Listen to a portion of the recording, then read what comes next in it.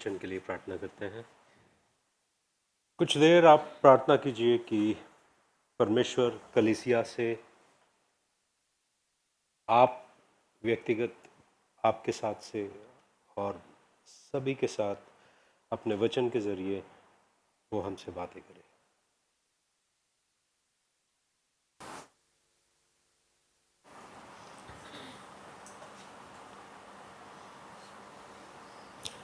प्यारे खुदावंद, तेरा धन्यवाद करते हैं कि तू महान है, तेरे जैसा कोई नहीं, तेरे जैसा उद्धार करता या प्रभु या स्वामी कोई और नहीं। तू सब कुछ रचा है और तू हमसे मोहब्बत करता है। हम क्या ही है कि तू हम पर ध्यान देता है। हमारे उद्धार के निमित्त अपने एकलौते पुत्र को भेजा है। धन्यवाद परमेश्वर। हम सिर्फ इतना कह सकते हैं, शुक्रिया। वो हर जो बरकत के लिए, हर जो आशीष के लिए परमेश्वर तूने जो किया हमारे ज़िंदगी में, धन्यवाद। इस वक्त हम विनती करते हैं परमेश्वर, आप हमसे आपके वचन के ज़रिए बातें कीजिए। यीशु मसीह के नाम से हम प्रार्थना करते हैं, आमीन। तो हमने पिछले हफ्ते जो वचन पे ध्यान दिया था वो क्या वचन था? कौन सा वचन?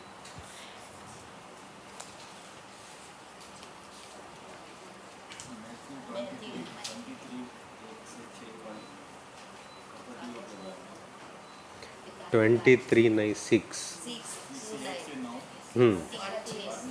23, चैप्टर 23, यस, करेक्ट। 3 तरह के कपटी होते हैं। 3 तरह के कपटी होते हैं। जब मत्ती के सुसमाचार अध्याय 6 में जब हम देखते हैं कि जब तू प्रार्थना करे तो कपटियों के समान ना हो, क्योंकि लोगों को दिखाने के लिए आराधनालयों में और सड़कों के मोड़ों पर खड़े होकर प्रार्थना करना उनको अच्छा लगता है। मैं तुमसे सच कहता हूं कि वे अपना प्रतिफल पा चुके हैं। परंतु जब तू प्रार्थना करे तो अपनी कोठरी में जा और द्वार बंद करके अपने पिता से जो गुप्त में है प्रार्थना कर। तब तेरा पिता जो गुप्त में देखता है तुझे प्रतिफल देगा। यहां पर पिछले हफ्ते हमने देखा है कि 3 तरह के कपटी होते हैं। एक कपटी होते हैं, वो जानते हैं कि वो कपटी है और जानबूझकर दूसरों के साथ में वो गलत करते हैं।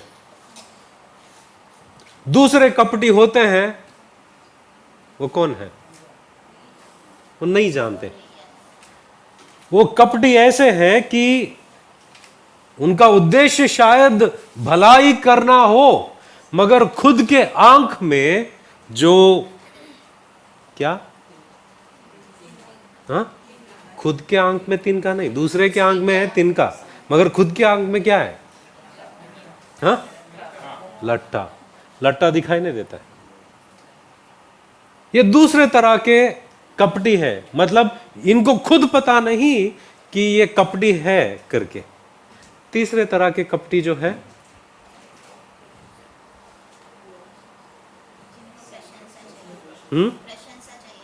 हाँ, इन लोग सोचते हैं कि वो परमेश्वर के हित में ही और लोगों के हित में ही काम कर रहे हैं और देखने वालों को और खुद को सबको धोखा दे रहे हैं। ये तीसरे किस्म के कपटी हैं। जब परमेश्वर हमें कोठरी के अंदर बुलाता है, उस जमाने में कोठरी कैसी होती है मैंने बताया था ना, गांव में कैसा होता है। आप दरवाजे से अंदर जाते हो तो एक ही रूम होता है, मिट्टी के घर होते हैं और एक ही कोठरी होती है जिसमें संदूक होता है, अनाज होता है, सब जो कुछ भी इनको बचा के रखना हो या सुरक्षित रखना हो उसके अंदर रखते हैं। और यीशु मसीह कहते हैं कि कोठरी के अंदर जा, दरवाजा बंद कर, फिर प्रार्थना कर। यहां पर जब हम डिटेल्स को देखते हैं, जिस तरह से यीशु मसीह हर एक डिटेल देते हैं, उससे पता चलता है कि वहां पर एम्फसिस है, जोर डाल रहे हैं। और यहां पर बात क्या है कि परमेश्वर गुप्त में है। परमेश्वर तो हर जगह होते हैं, तो फिर ये गुप्त में जो परमेश्वर है, इसका मतलब क्या है? जब आप कोठरी के अंदर जाते हो, वहां पर कोई नहीं है सिर्फ सिवाय परमेश्वर के। और उस कोठरी में नकाब की कोई गुंजाइश नहीं है। आप नकाब नहीं पहन सकते वहां पर। पिछले बार कितने लोग शायरी सुनी है? शायरी याद है? जब तक मैं आईने बेचता था, कोई पूछता ना था। जब तक मैं आईने बेचता था, कोई पूछता ना था। जब मैंने मुखौटे लगा लिए, धंधा चमकने लगा। आईना क्या करता है? आपका सही चेहरा जो है वो दिखाता है, इसलिए कोई खरीदता नहीं। मुखौटा खरीदता है लोग, क्योंकि जो आप नहीं हो वो पहन सकते हो। मगर जब कोठरी के अंदर जाते हो, जहां सिंहासन पर परमेश्वर बैठा है, उसके सामने क्या नकाब पहन कर जाओगे?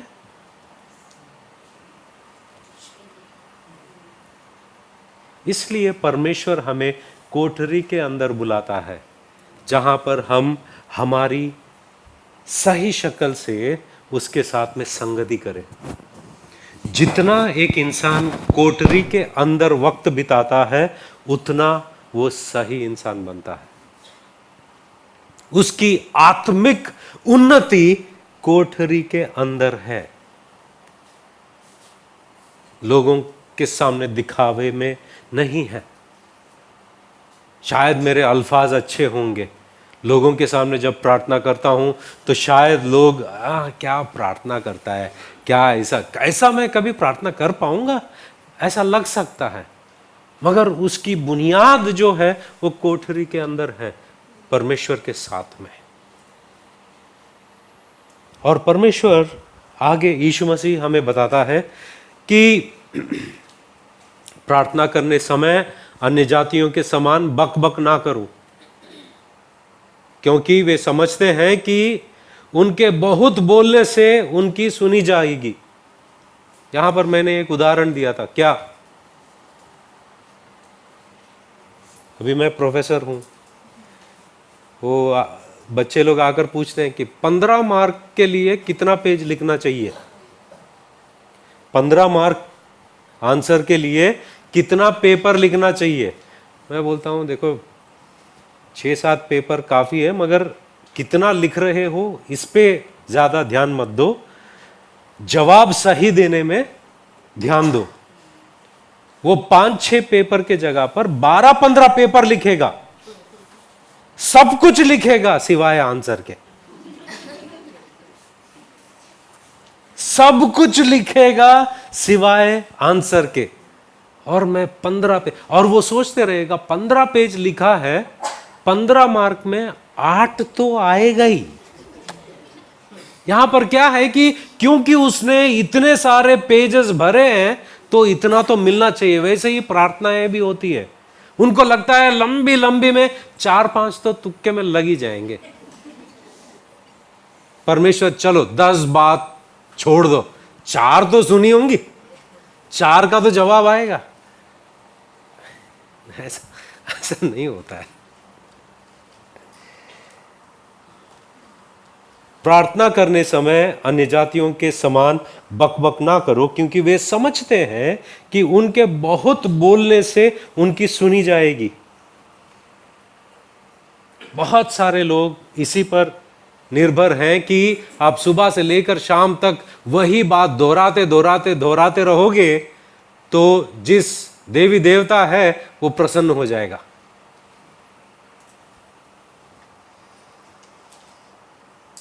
इसलिए तुम उनके समान ना बनो, क्योंकि तुम्हारा पिता तुम्हारे मांगने से पहले ही जानता है कि तुम्हारी क्या क्या आवश्यकताएं हैं।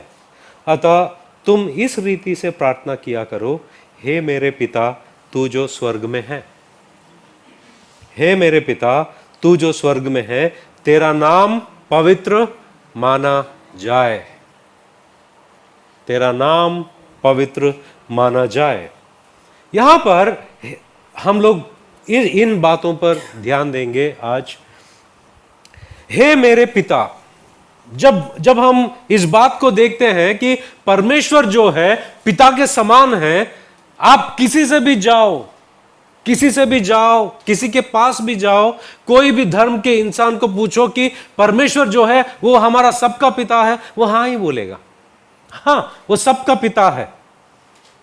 जब हम परमेश्वर को पिता के नाई देखते हैं, एक चित्र ऐसा है कि पिता जो है सृष्टिकर्ता के नाई एक पिता के समान देखा जा सकता है, क्योंकि उसी ने सब कुछ बनाया है और सबको बनाया है।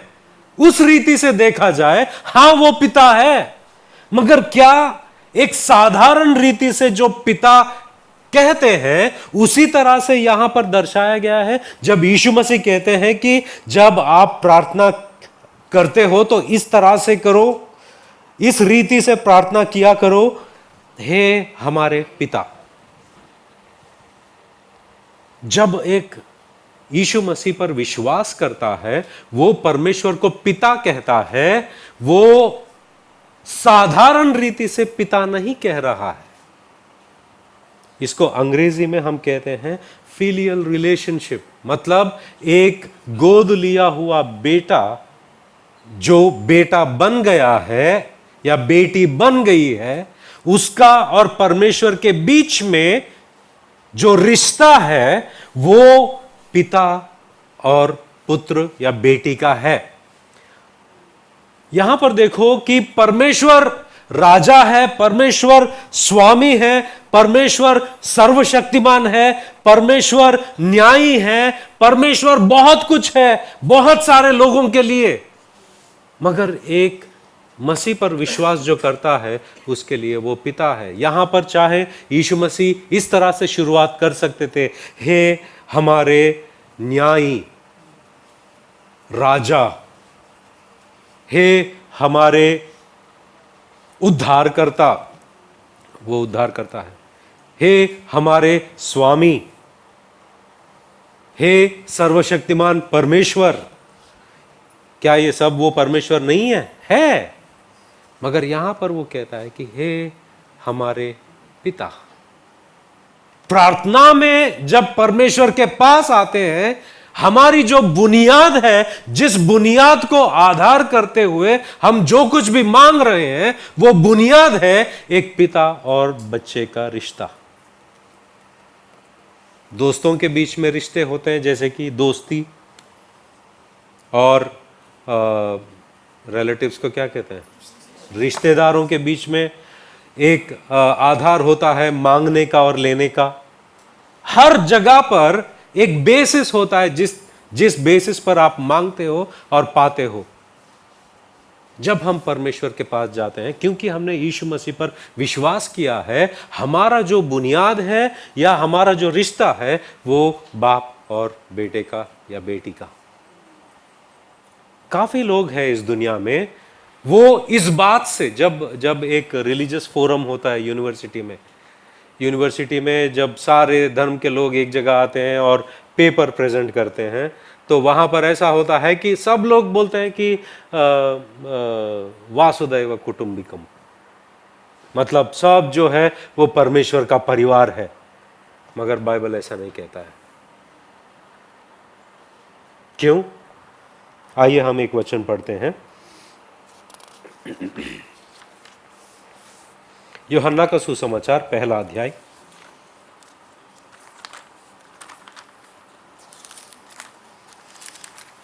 यूहन्ना का सुसमाचार पहला अध्याय 11, 12 और 13 हम पढ़ते हैं। वहां पर लिखा है कि वह अपने घर आया और उसके अपनों ने उसे ग्रहण नहीं किया। यीशु मसीह अपने खुद के लोगों के पास आया, मगर उन्होंने यीशु मसीह को स्वीकार नहीं किया। 12, परंतु जितनों ने उसे ग्रहण किया, जितनों ने उसे स्वीकार किया, अपनाया, उसने उन्हें परमेश्वर की संतान होने का अधिकार दिया। मतलब आपको और मुझे, जो कोई भी यीशु मसीह को स्वीकार करता है, उसके पास एक अधिकार है, जो अधिकार दूसरे लोगों के पास नहीं है। जब मेरा लड़का छोटा था, बहुत सारे बच्चे थे, मगर किसी के पास भी हिम्मत नहीं था आके मेरे गोद में बैठे, सिवाय मेरे बेटे के। क्यों? उसके पास क्या है? वो अधिकार है, वो हक है, जो सिर्फ और सिर्फ उसके साथ में मेरा, मेरे साथ में उसका है। वैसे ही जब कोई यीशु मसीह को स्वीकार करता है, उसने ये अधिकार पाया है कि परमेश्वर का संतान बनने का। और ये जो बात है, ये सबके पास नहीं है और सब लोग इसका दावा नहीं कर सकते हैं। कुछ लोग होते हैं कि हां, परमेश्वर हमारा भी पिता है, परमेश्वर हमारा भी पिता है। अच्छा, क्या तुम्हारा पिता तुम्हारे गुनाहों को माफ किया है? नहीं, उसकी जरूरत नहीं है। वो ऐसे ही सब कुछ नजरअंदाज कर देता है, माफ कर देता है। अच्छा, माफ करने के लिए क्या कीमत चुकाया उन्होंने? कुछ नहीं, उनको करने की जरूरत नहीं है।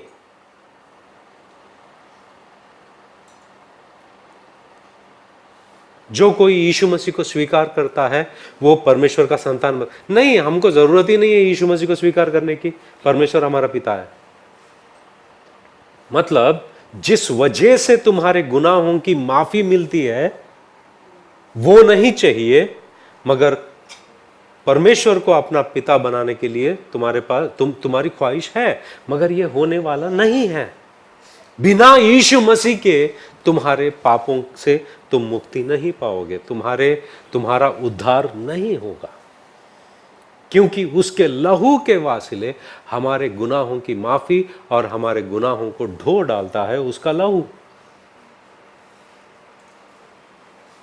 जब भी आप मत्ती के सुसमाचार में हो या लूका के सुसमाचार में जब आप कहते हो कि हे हमारे पिता, ये जो पिता जो है, इसको हल्के में मत लो, क्योंकि ये जो पिता है, ये रिश्ता को दिखाता है, दर्शाता है, और ये रिश्ता किसी और अन्य लोगों की तरह नहीं है।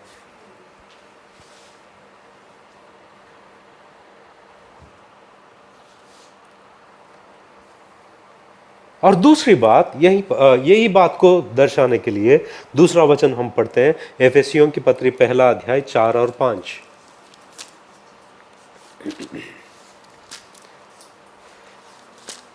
एफेसियों की पत्री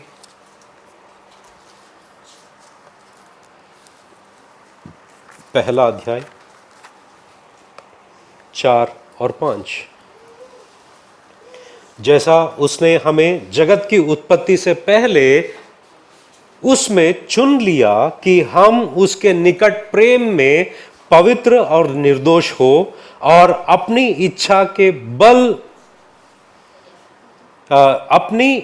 के भले अभिप्राय के अनुसार हमें अपने लिए पहले से ठहराया कि यीशु मसीह के द्वारा हम उसके लेपालक पुत्र हो। मतलब गोद लिए गए हो आप। किसने गोद लिया? परमेश्वर ने गोद लिया है। अब आप परमेश्वर के संतान हो। क्यों गोद लिया? जो कोई यीशु मसीह को स्वीकार करता है, उसे गोद लिया जाता है, और पिता परमेश्वर गोद लेते हैं उसे, और पिता परमेश्वर भी उसके तरफ वही प्यार जताते हैं जो यीशु मसीह के लिए वो प्यार जताते हैं।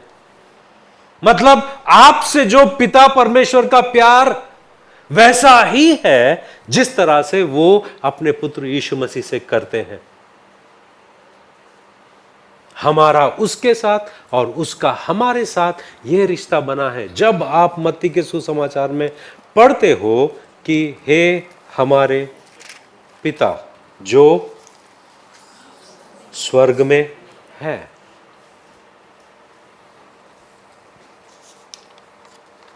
आगे हम देखते हैं कि तेरा नाम पवित्र माना जाए। ये जो पूरी प्रार्थना जो है, ये प्रार्थना में पहला अगर वचन हम देखते हैं वो हमें हमारे रिश्ता को दर्शाता है, मगर असली प्रार्थना जो है वो अगले वचन से शुरुआत होता है। वो ये है कि तेरा नाम पवित्र माना जाए। मतलब एक व्यक्ति प्रार्थना कर रहा है परमेश्वर से कि उसका नाम पवित्र माना जाए। कहां पर? कहां पर पवित्र माना जाए? जंगल में नहीं, इंसानों के बीच में, स्वर्ग में, हर जगह पर उसका नाम पवित्र माना जाए। मतलब कोई मानने वाला होना चाहिए जो मानेगा कि वो पवित्र है। तेरा नाम पवित्र माना जाए। दो चीजों पर ध्यान देना जरूरी है। एक नाम, दूसरा पवित्र माना जाना। What is in a name? किसने कहा? शेक्सपियर। बहुत पढ़ाकू है रे तू। शेक्सपियर ने कहा व्हाट्स इन अ नेम। जब हम निर्गमन के पुस्तक में देखते हैं, तीसरे अध्याय में, निर्गमन के पुस्तक में हम ये बात को देखते हैं, पहला और दूसरा अध्याय जो है, पहला और दूसरा अध्याय मूसा के 80 साल के बारे में लिखा गया है। कितने साल? 80 साल के बारे में सिर्फ 2 पन्ने, मगर बचे 40 साल जो है, बाकी 5 चैप्टर या 4 चैप्टर नहीं, किताबें, 4 किताबें लिखी गई है। जो बचे 40 साल। मगर यहीं पर उसने सोचा, मूसा ने सोचा कि परमेश्वर मेरे जरिए इस्राएली लोगों को छुड़ाने वाला है। यह बात सही है, उसने सही समझा है, मगर जिस तरह से छुड़ाने वाला है वो तरीका उसने गलत समझा है। उसको लगा कि मेरे ताकत से, मेरे अकल से, मेरे ज्ञान से, मेरे बुद्धि से और मेरे पास जो कुछ भी हुनर है उससे शायद परमेश्वर इन लोगों को छुड़ाएगा। मगर परमेश्वर इसको सिखाना चाहता था कि नहीं। जब उसने अपने खुद के अकल का इस्तेमाल किया, किसी को मार डाला, वहां से भागना पड़ा, 40 साल तक उसने कुछ नहीं किया। जब वो सोच रहा था कि सब कुछ हो गया है, उस वक्त परमेश्वर जलती हुई आग से उसको बुलाया और उसे बुलाया और कहा कि आ, मैं तुझे मिस्र को भेजूंगा, तू मेरे लोगों को छुड़ा कर लाएगा। अब मूसा ने कहा कि एक वक्त पर जो बात थी मुझ में वो अभी नहीं है, आपको तभी इस्तेमाल करना चाहिए था। अभी तो ना तो मुझे बात करने आता है, मैं तो गूंगे के समान हो गया हूं। 40 साल एक इंसान कुछ नहीं कर रहा था, भेड़ बकरी चला रहा था, बस।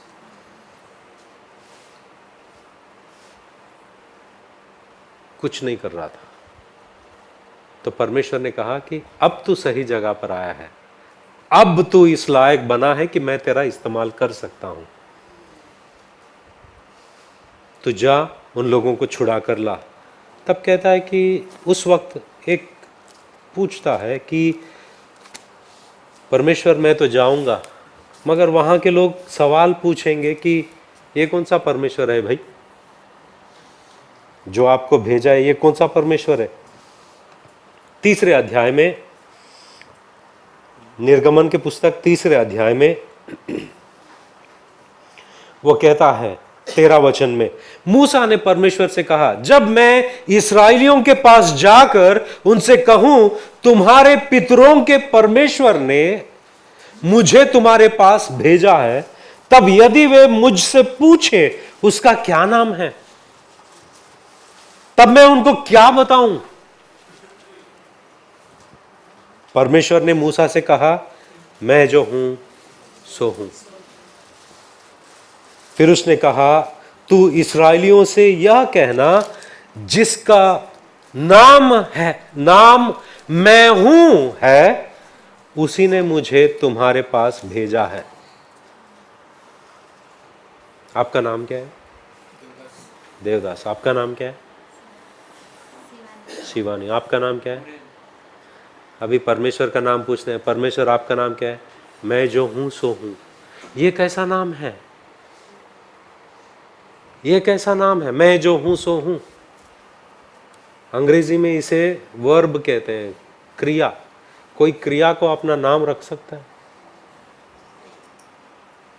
मैं जब सोच रहा था इस बात, मतलब बहुत साल पहले, मैं ये कैसा नाम है, मैं जो हूं सो हूं, ऐसा किसी का नाम होता है? मगर जब मैंने समझा, मेरे होश उड़ गए। जब से आप अंदर आए हो, आप ये सब देख रहे हो, क्या आपको पता है कि ये सब चीजें बदल चुकी हैं? आप कहोगे कि नहीं, कैसे बदले, ये सब वैसे ही थे जब एंट्री मारे आप, तब से लेकर अब तक कुछ बदला नहीं, वैसा ही है, कुछ लोग कहेंगे। मगर मैं कहता हूं नहीं, ये सब बदल गए। ये कुछ वक्त पुराने हो गए, कुछ वक्त पुराने हो गए, दीवार पुराने हो गए, लोहा पुराना हो गया, फैन और सब कुछ जो देख रहे हो वो थोड़े पुराने हो गए, मतलब उनकी आयु घटी। हम और आप बदल गए। जब से लेकर आप अंदर आए हो, तब से लेकर अब तक आप बदल गए हो। क्यों? आपकी उम्र गुजर रही है, आप पुराने होते रहे हो, और माइक्रोस्कोपिक लेवल में आप कुछ क्षण, कुछ मिनट, कुछ घंटे बूढ़े हो गए हो। ये बात पसंद नहीं है, मगर ये हकीकत है। हम लोग हर एक क्रीम से लड़ाई लड़ते हैं, हर एक क्रीम के साथ में लड़ाई लड़ते हैं, वो एक एक लकीर को मिटाने के लिए। एक एक लकीर जो हमारे चेहरे पे होता है, उसको मिटाने के लिए दिल और जान और हर क्रीम से लड़ाई लड़ते हैं, मगर होता नहीं। कुछ भी कर लो, वो होएगा नहीं। क्यों? ये हकीकत है, हम बीत रहे हैं। जब से हमने शुरुआत की है, मैं जो हूं सो हूं, मां से लेकर हा तक आप बदल गए हो। जो आप थे वो अब नहीं हो, जो हो आगे नहीं रहोगे। अगर इस संसार में कोई एक ऐसा लायक है जो कह सकता है मैं जो हूं सो हूं, वो सिर्फ परमेश्वर है। मां से लेकर हां तक वो बदला नहीं और वो बदलता नहीं। सिर्फ और सिर्फ परमेश्वर है, वही कह सकता है और रह सकता है। ये उसका नाम है, और परमेश्वर कहता है कि ये मेरा नाम है। फिर परमेश्वर ने मूसा से यह भी कहा, तू इस्राएलियों से यह कहना, तुम्हारे पितरों का परमेश्वर अर्थात अब्राहम का परमेश्वर, इसहाक का परमेश्वर और याकूब का परमेश्वर यहोवा, उसी ने मुझको तुम्हारे पास भेजा है। देख, सदा तक मेरा नाम यही रहेगा और पीढ़ी पीढ़ी में मेरा स्मरण इसी से हुआ करेगा। ये मेरा नाम है और ये मैं हूं। परमेश्वर कहता है कि मैं जो हूं सो हूं। मगर आपको एक बात पता है, इस्राएलियों ने परमेश्वर के नाम को दूषित किया है। इस्राएलियों ने परमेश्वर के नाम को दूषित किया है।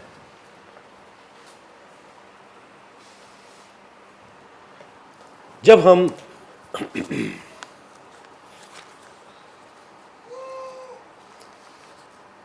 एहेजकेल के ग्रंथ में जाते हैं, एहेजकेल की किताब में जाते हैं और 36वें अध्याय में देखते हैं, 36वें अध्याय में 16 से हम पढ़ते हैं, 16 वचन से हम पढ़ते हैं। वहां पर लिखा है कि फिर यहोवा का यह वचन मेरे पास पहुंचा, हे मनुष्य के संतान, जब इस्राएल का घराना अपने देश में रहता था, कहां रहता था? अपने देश में रहता था। वो देश किसने दिया? परमेश्वर ने दिया है। हे मनुष्य के संतान, जब इस्राएल का घराना अपने देश में रहता था, तब अपनी चाल चलन और कामों के द्वारा वे उसको अशुद्ध करते थे। उनकी चाल चलन मुझे ऋतुमती की अशुद्धता सी जान पड़ती थी। इसलिए जो हत्या उन्होंने देश में की और देश को अपनी मूर्तों के द्वारा अशुद्ध किया, इसके कारण मैंने उन पर अपनी जलजलाहट भड़काई। ये लोग क्या कर रहे थे? लहू बहा रहे थे, कत्ल कर रहे थे। ये लोग क्या कर रहे थे? सारी अशुद्धता को फैलाई। ये लोग क्या कर रहे थे? मूर्ति पूजा कर रहे थे। तो परमेश्वर ने अपनी जलजलाहट को भड़काई और इनको अपने देश से हकाल दिया। मैंने उन्हें जाति जाति में तितर बितर किया और वे देश देश में बिखर गए। और यहां पर ध्यान देना, उनके चाल चलन और कामों के अनुसार मैंने उनको दंड दिया। परंतु जब वे उन जातियों में पहुंचे जिनमें वे पहुंचाए गए, तब उन्होंने मेरे पवित्र नाम को अपवित्र ठहराया। मेरे पवित्र नाम को अपवित्र ठहराया, क्योंकि लोग उनके विषय में यह कहने लगे, ये यहोवा की प्रजा है, परंतु उसके देश से निकाले गए हैं।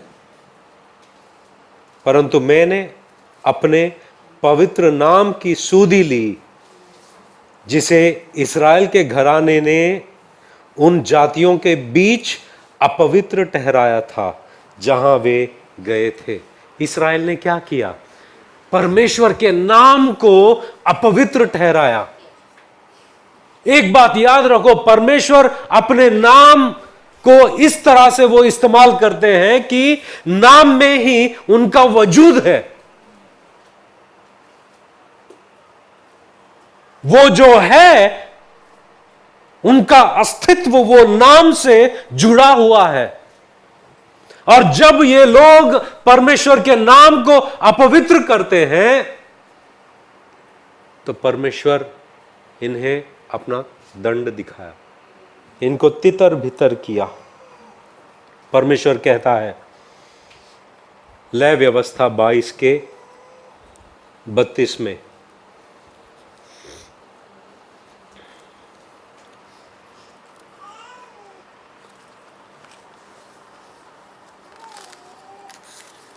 ये कहता है कि और मेरे पवित्र नाम को अपवित्र ना ठहराना, क्योंकि मैं इस्राएलियों के बीच अवश्य ही पवित्र माना जाऊंगा, क्योंकि मैं तुम्हारा पवित्र करने वाला यहोवा हूं। मेरे नाम को अपवित्र मत करना, मेरे नाम को अपवित्र मत करना। मेरे नाम को अपवित्र करना दूर, मेरे नाम को बेवजह मत लेना। यह महान आज्ञाओं में से एक है, वो 10 आज्ञाओं में से एक है कि आप परमेश्वर का नाम बेवजह नहीं ले सकते। यहूदी लोग और इस्राएली लोग वो नाम की कद्र इतना करते थे कि जब भी वो नाम लिखना होता है तो ये जो लोग हैं जाते थे, नहाते थे, फिर वापस आकर वो नाम को लिखते थे।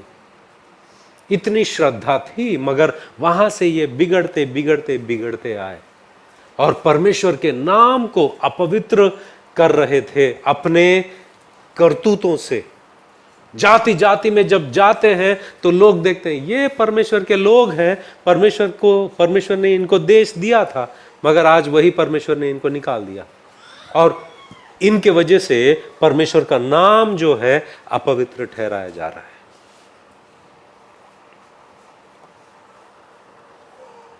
जब मैं देखता हूं पुराने नियम में दो ऐसे लोग हैं जो परमेश्वर के नाम से उसके नाम के बारे में जो उनके अंदर जोश है कि परमेश्वर का नाम को दूषित नहीं किया जाना चाहिए, उनमें से पहला वाला ऐसा है कि मूसा।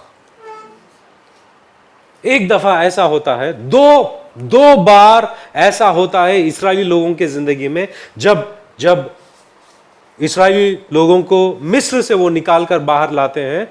एक जगह आते हैं सिनाई पर्वत के पास। सिनाई पर्वत के पास जब मूसा ऊपर जाते हैं आज्ञाओं को लेने के लिए, 40 दिन 40 रात ऊपर रहते हैं, मगर नीचे लोग क्या करते हैं कि एक सोने का बछड़ा बनाते हैं।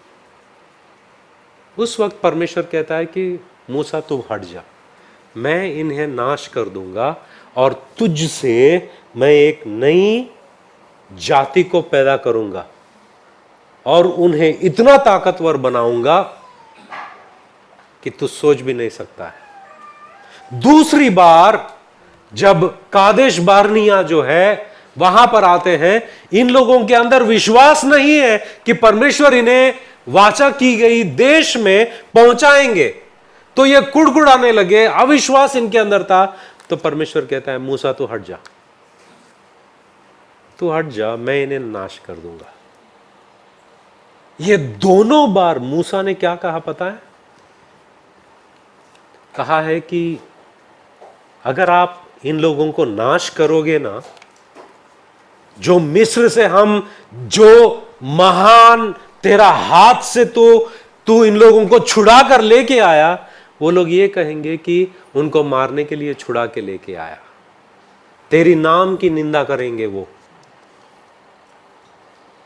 तेरी नाम की निंदा करेंगे। तू याद कर, अब्राहम को याद कर, इसहाक को याद कर, याकूब को याद कर, उन लोगों से तूने जो वाचा किया है उस वाचा को याद कर, इस सारे चीजों को स्मरण कर और इनको नाश मत कर। यहां पर मूसा के अंदर वो बात को देखते हैं, वो जज्बात को देखते हैं कि परमेश्वर के नाम के लिए इसके अंदर जो आग है कि उसके नाम को कोई दूषित नहीं करना चाहिए। उसका नाम पवित्र नाम है, उस नाम पर कोई निंदा नहीं आनी चाहिए। और यही बार बार उसका ये जो 4 प्रार्थनाओं में आप देख सकते हो। एक निर्गमन की किताब में 32 का 11 से लेकर 14 और व्यवस्था विवरण में अध्याय 9 26 से लेकर 29 तक आप सीनाई पर्वत के पास जो हुआ है वहां के प्रार्थना के बारे में देख सकते हो। दूसरा जो कादेश बारनिया है वहां पर नंबर्स को क्या कहते हैं, गिनती का 14 अध्याय 13 से लेकर 19 तक, और निर्गमन के पहला अध्याय में 19 से लेकर 45 वचन तक आप ये 2 घटनाओं को देख सकते हो। 2 बार इसका जिक्र किया गया है। इन चारों जगहों पर आप यही देखोगे, मूसा के अंदर जो आग है परमेश्वर के नाम को लेकर कि परमेश्वर का नाम दूषित नहीं होना चाहिए। वो कहता है, एक बात वो कहता है, जब हम देखते हैं कि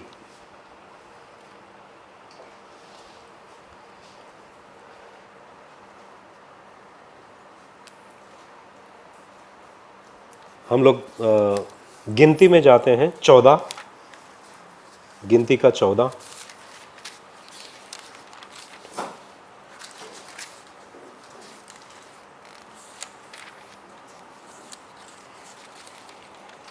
और हम लोग पढ़ते हैं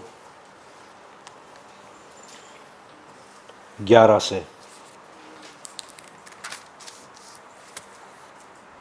तब यहोवा ने मूसा से कहा, वे लोग कब तक मेरा तिरस्कार करते रहेंगे और मेरे सब आश्चर्य कर्म देखने पर भी कब तक मुझ पर विश्वास ना करेंगे? मैं उन्हें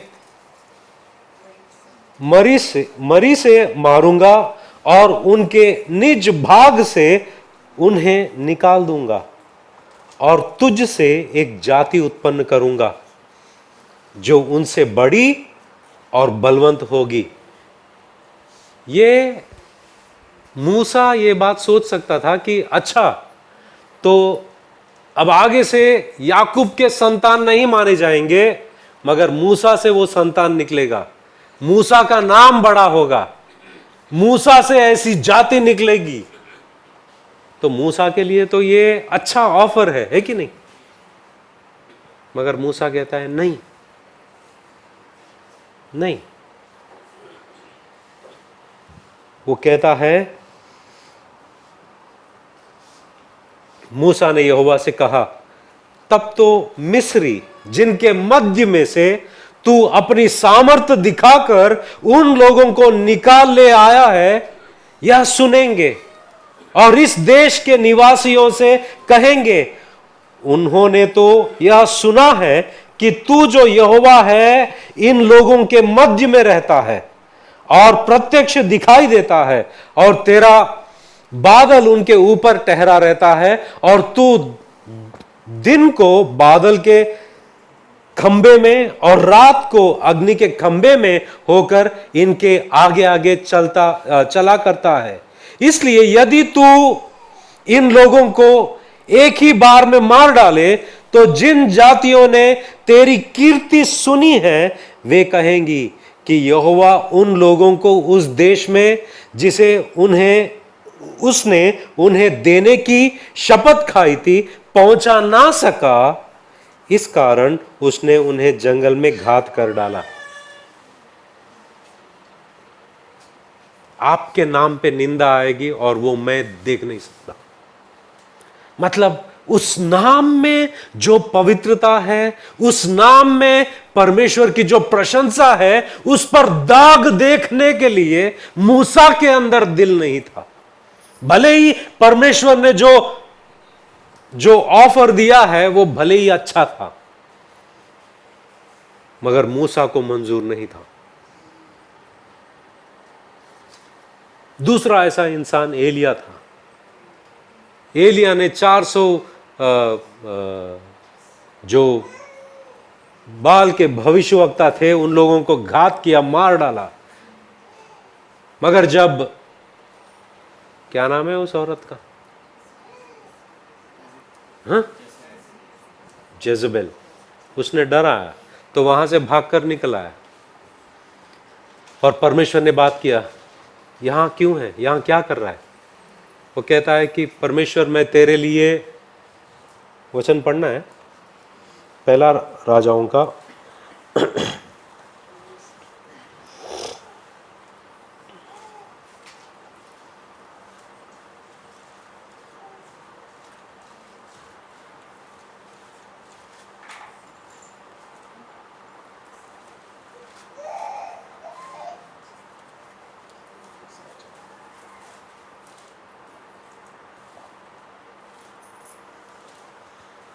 19वां अध्याय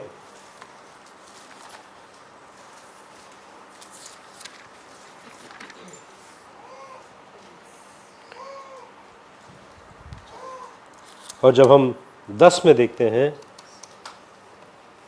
9 का, वह एक गुफा में जाकर टिका और यहोवा का यह वचन उसके पास पहुंचा, हे एलिया, तेरा यहां क्या काम? उसने उत्तर दिया, सेनाओं के परमेश्वर यहोवा के निमित्त मुझे बड़ी जलन हुई है, क्योंकि इस्राएलियों ने तेरी वाचा टाल दी, तेरी वेदियों को गिरा दिया और तेरे नबियों को तलवार से घात किया है, और मैं ही अकेला रह गया हूं, और वे मेरे प्राणों के भी खोजी हैं। मतलब काफी बार हम देखते हैं कि एलिया एक वक्त 400 लोगों को मार डाला, मगर एक औरत ने इसे धमकी दी तो भाग कर आया। काफी बार हम ये जो अध्याय है उसे एक नेगेटिव रूप से देखते हैं कि एलिया ऐसा क्यों भाग कर आया। मगर एक बात याद रखो कि उसके अंदर परमेश्वर के लिए इतनी जलन थी, वो ये कह रहा था कि अगर मैं भी मर गया तो इस्राएल को मार्गदर्शन करने के लिए कोई और नबी बचेगा नहीं, उनको सही और गलत बताने वाला या नबूवत करने के लिए कोई है नहीं। अगर मैं नहीं रहूंगा तो इनको परमेश्वर का वचन कैसे आएगा, ये लोग कैसे सुधरेंगे। तो वो किसी भी तरह अपने आप को बचाए रख रहा था। मगर परमेश्वर कहता है कि तेरी जलन अच्छी है, मेरे लिए तू जो वो जलन रखता है तेरे दिल में वो अच्छा है, मगर मेरे लिए मैंने 7,000 लोगों को बचा के रखा है जो बाल के सामने घुटना नहीं टेकेंगे। मगर उसके अंदर वो जलन है परमेश्वर के नाम के लिए। मूसा के अंदर वो जलन है परमेश्वर के नाम के लिए।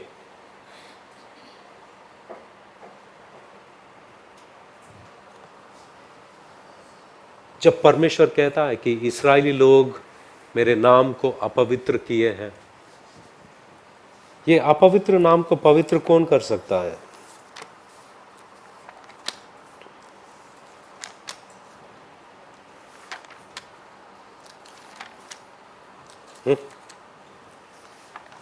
ये अपवित्र नाम को पवित्र कौन कर सकता है? कौन कर सकता है? परमेश्वर खुद। कौन? परमेश्वर खुद। क्योंकि वो कहता है, यहेजकेल 36वां अध्याय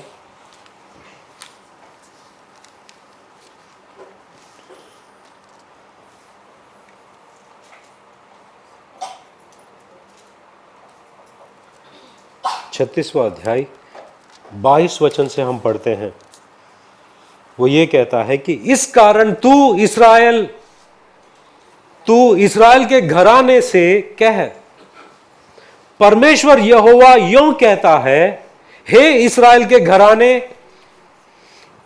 मैं उसको तुम्हारे निमित्त नहीं परंतु अपने पवित्र नाम के निमित्त करता हूं, जिसे तुमने उन जातियों में अपवित्र ठहराया जहां तुम गए थे।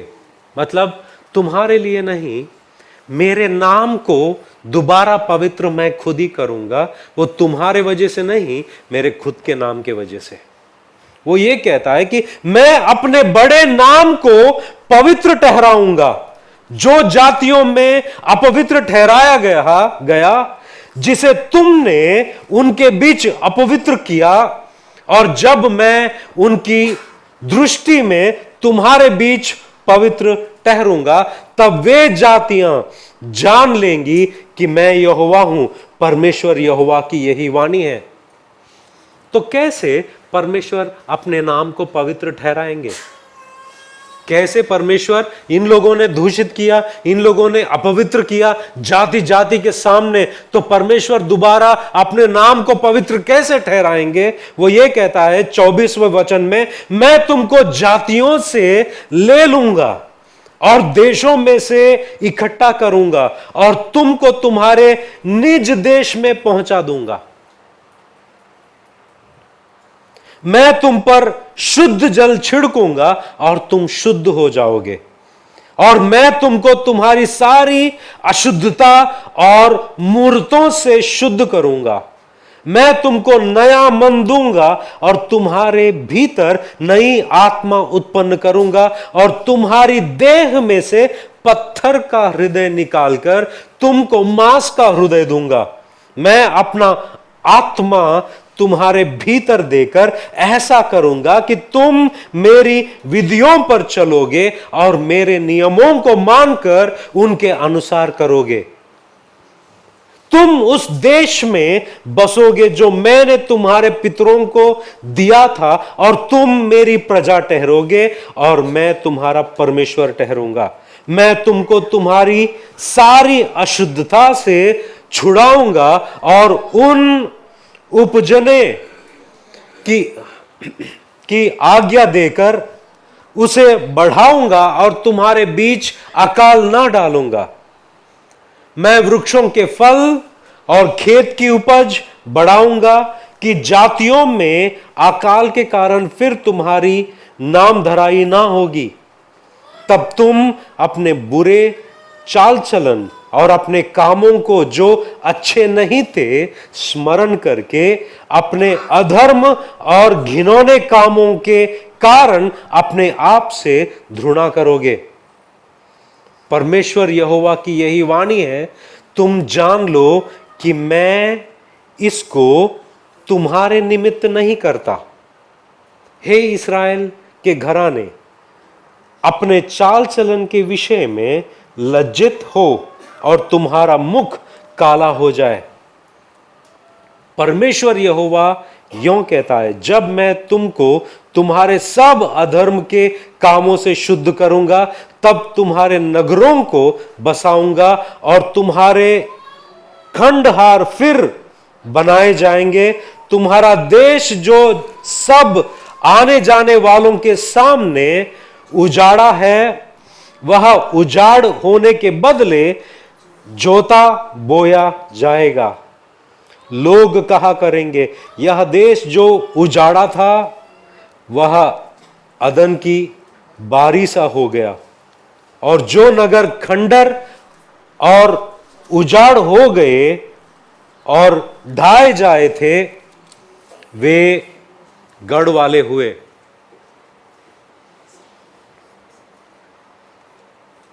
थर्टी 37 में हम पढ़ते हैं, परमेश्वर यहोवा यों कहता है, इस्राएल के घराने,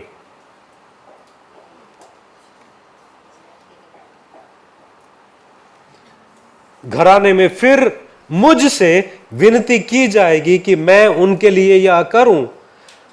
और आखिरी वचन में, जैसा पवित्र समयों में भी भेड़ बकरियां अर्थात नियत पूर्वों के समय यरूशलेम में की भेड़ बकरियां अनगिनत होती थी। तो परमेश्वर यहां पर कहता है कि जो मेरा नाम तुम लोगों ने अशुद्ध किया है, अपवित्र किया है, मैं इस अपवित्रता को या अशुद्धता को हटाऊंगा।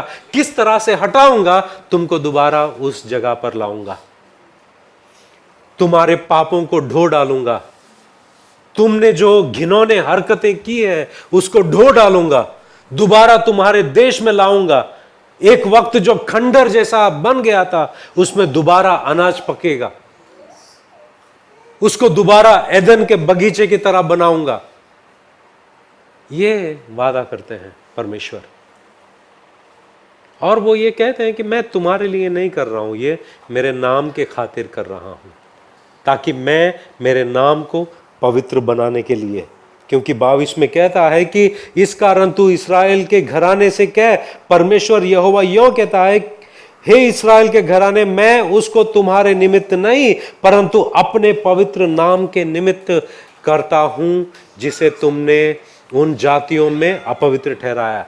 जब हम मत्ती के सुसमाचार में आते हैं और ये प्रार्थना करते हैं कि हे पिता तेरा नाम पवित्र माना जाए, इसका मतलब क्या है?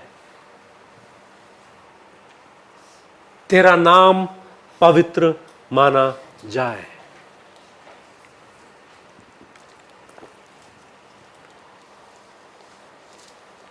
मतलब हे परमेश्वर,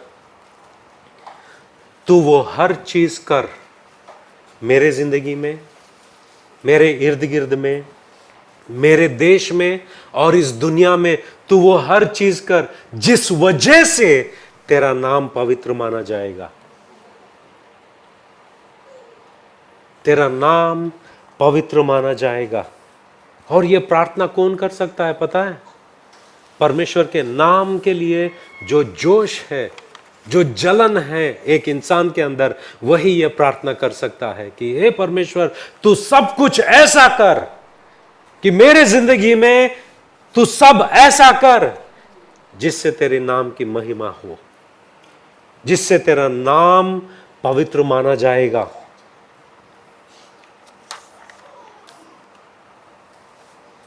काफी लोग ये प्रार्थना बार बार बार बार दोहराते हैं बिना मतलब, बेमतलब के। जब मैं मुसलमान था, मेरे नाना और मैं जो हैं, हमारे बीच में कंपटीशन चलता था कि तस्वीर कौन ज्यादा घुमाएगा। तस्वीर जानते हो आप लोग? हाँ। कितने बार आप कलमा पढ़ोगे, कितने बार बोलोगे। वैसे ही कुछ कुछ ईसाई करते हैं कि हे मेरे पिता जो स्वर्ग में है, तेरा नाम पवित्र माना जाए। ये दोहराते हैं बेमतलब के। उनको मतलब नहीं पता कि जब हम कहते हैं कि तेरा नाम पवित्र माना जाए, हम क्या कह रहे हैं। उस नाम में उसका स्वरूप है, उस नाम में उसका वजूद है, और हम कह रहे हैं कि तेरा नाम सब लोग भय से, मतलब वो भय डर के भागने वाली भय नहीं, मगर आदर का भय से उच्चारण करे। तेरा नाम हर एक घुटना टेके और हर जुबा बोले, यकीन करे या कबूल करे कि तू ही परमेश्वर है। ये उसका मतलब है कि हे परमेश्वर, तेरा नाम पवित्र माना जाए, तेरा नाम पवित्र माना जाए।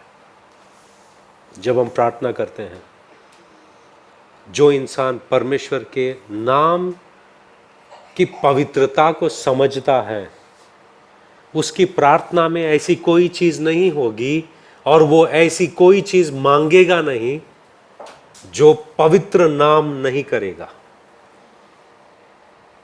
समझ रहे हो बात? हमारी प्रार्थनाएं जब हम करते हैं, उस प्रार्थना में उसकी पवित्रता को दर्शाने वाली बातें होंगी।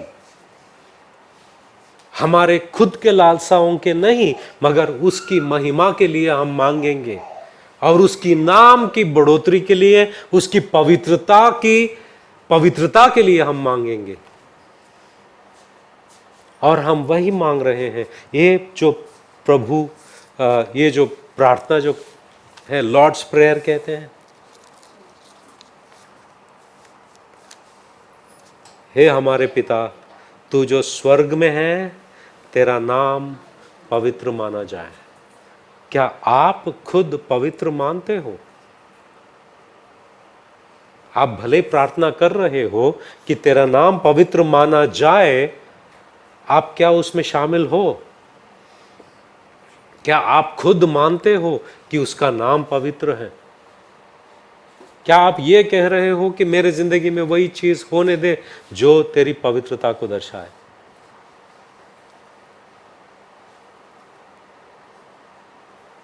हमारी प्रार्थनाओं में जब इस बात को समझते हैं कि उसके नाम में जो पवित्रता है, और यीशु मसीह क्यों, जो पिता का पुत्र है, जो पिता को आमने सामने जानता है और इस दुनिया में आया है, और वो चेलों को सिखा रहा है, और उनको चेलों को सिखाने में जो पहला मुद्दा और अंश है, उसकी पवित्र नाम के लिए है। क्यों? क्योंकि परमेश्वर अपने नाम को खुद वो कद्र करते हैं और वो पवित्र मानते हैं। उसके ऊपर धब्बा आना उनको पसंद नहीं है। अगर यीशु मसीह के होठों से वो बात आई तो हमें समझना जरूरी है कि ये प्रार्थना क्यों कर रहे हैं। तेरा नाम पवित्र माना जाए, तेरा नाम कहीं दूषित ना हो, तेरा नाम कहीं अपवित्र ना हो, ना तो मेरे वजह से, मेरे चाल चलन के वजह से, या किसी के वजह से।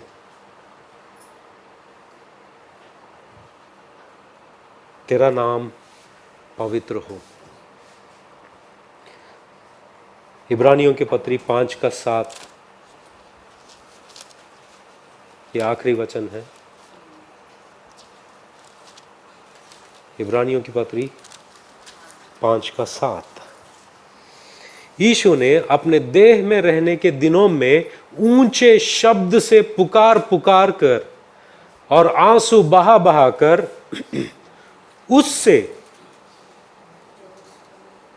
उससे जो उसको मृत्यु से बचा सकता था प्रार्थनाएं और विनती की, और भक्ति के कारण, वहां पर एक्चुअली अंग्रेजी में because of his reverence, he was heard because of his reverence, मतलब उनके आदर के कारण उनकी प्रार्थना सुनी गई। यीशु मसीह के आदर के कारण उनकी प्रार्थना सुनी गई। आइए हम प्रार्थना करते हैं।